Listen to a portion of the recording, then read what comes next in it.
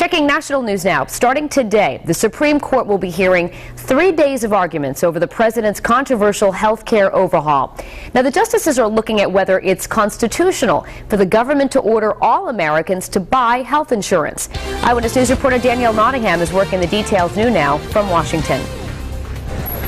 Danielle, the justices will hear 6 hours of arguments between today and Wednesday, the most time they've devoted to hearing a case in decades.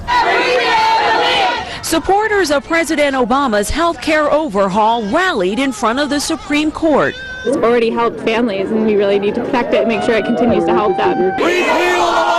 Over the weekend, members of the Tea Party rallied against the law. This is a strong step towards socialism, and I don't want that to happen in the United States. I believe in the Constitution.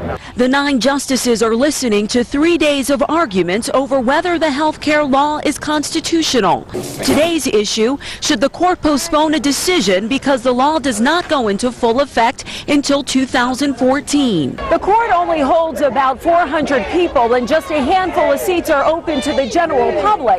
Some started lining up out here on Friday to get a chance to listen to the arguments.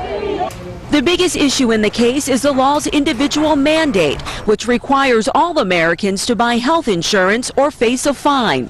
26 states are opposed to the mandate.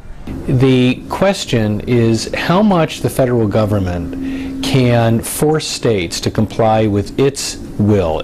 Tuesday, the court will hear arguments on the mandate and whether Congress can force Americans to buy something.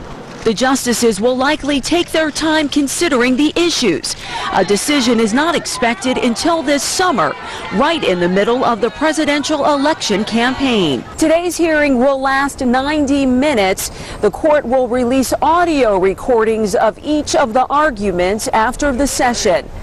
At the Supreme Court, Danielle Nottingham, Eyewitness News.